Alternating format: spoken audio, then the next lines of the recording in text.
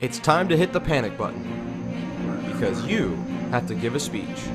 You're doing whatever you can to get out of it, but unfortunately, you have to do it. You know you're going to fall on your face and be a laughingstock to the whole audience. Your friend Michael Lunks here. Can we stop the dramatic music? Thank you. I used to be terrified to speak in public. And in my last year of graduate school, I had to speak for 40 minutes! But my friends, I'm here to tell you I survived those 40 minutes. It went well, and now when it comes to public speaking, I absolutely love it. And it's because I used these 8 tips discussed in this video. The first tip, you're not nervous, you're excited. Your heart's racing, you're breathing really fast, you didn't sleep the night before, you have sweaty palms, because you're nervous about speaking. This little girl feels the exact same way. Her heart's racing, she's breathing fast, she didn't sleep the night before, she has sweaty palms. But she's excited because she's meeting Santa Claus. If you tell yourself you're nervous, you're setting yourself up to fail.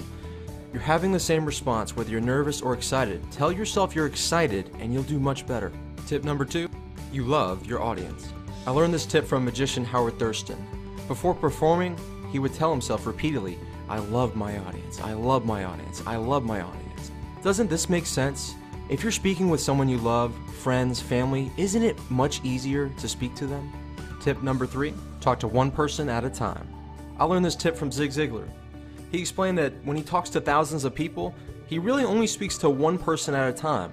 He'll make eye contact with that one person, speak for a sentence or two, and then move on to the next person. I'm sure you have one-on-one conversations all the time, and that's all you're doing when you're speaking. You're speaking to one person at a time. Tip number 4, realize your audience wants you to succeed. Have you ever been at a wedding or some kind of party and someone stands up and gives a toast and they lose their place? What goes on in your head? You feel bad for them, and you're hoping they turn it around. That's exactly what's happening when you're up there too. No one wants to see a train wreck. Don't let one little mistake derail you. Get back on track and know the simple fact that your audience wants you to succeed. Tip number 5, imagine your speech going well. You're probably using your imagination already, but it's the worst case scenario. Everything that's going wrong will go wrong. That's what you're picturing in your head. But let's change that. I want you to close your eyes and imagine the speech going well. You're speaking with confidence, you're standing upright, you're confident, you're telling jokes and people think they're funny. You are just killing it. It's that imagination that'll help you get there. Just visualizing your success will help you make that success a reality. Tip number 6, practice in front of an audience.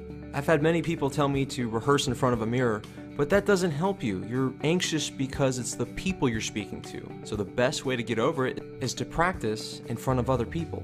Family and friends are great, but I think Toastmasters may be better. It's a speaking organization that has over 16,000 clubs in 142 countries. The best way to get over your fear is to face it, and this is the place to do it. I've gone up and I've given 3 or 4 dozen speeches that have been absolutely terrible, yet despite my terribleness, I always get an applause. The same will happen for you. If you need a little confidence when it comes to speaking, this is the place to get the encouragement and support you need. Tip number 7, follow this sign. Slow down, observe, and enjoy. This is a great tip. Just live in the moment. Don't worry about the next sentence you have to say, just focus on the one you're currently saying. Look around, observe. You may be able to perform much better if you're just living in the moment, taking the response from the audience, and going from there. There may be times you forget what you want to say, but just slow it down, take a second, regroup, and you'll be great. We saved the best tip for last. Number 8, speak to give, not to get. I learned this tip from Simon Sinek, who gave the popular TED Talk on Start With Why, and if you haven't seen it, check it out. He said that's one of his secrets to being a good speaker. He's quoted saying, showing up to give is the difference between a brilliant and authentic speaker versus someone who is not. Let's think about the word anxiety. Did you notice that I is in the center? That was my biggest problem. I worried too much what people thought about me. But instead I shifted my focus to focus on what I can give the audience, and then my anxiety went away. It'll do the same for you. I guarantee these tips will work for you because if they work for me, they will work for you. Think about how incredible you feel when someone asks you to give a presentation at work and you say no problem. A presentation at school, you say no problem. To give a toast at a wedding and you say no problem. And it's all because you use these 8 tips for overcoming your fear of public speaking. This is Michael Lunks, a former shy guy, largely because I've applied these tips. I value your input, so please like, dislike, or comment below. And if you want more incredible tips on improving your communication, subscribe to my channel today by hitting that little circle above my finger. This is your friend Michael Lunks reminding you that if I can get over my performance anxiety, I know you can too. I've listed the 8 tips in the description of this video as well as Simon Sinek's TED Talk. Check them out and I'll see you in the next video.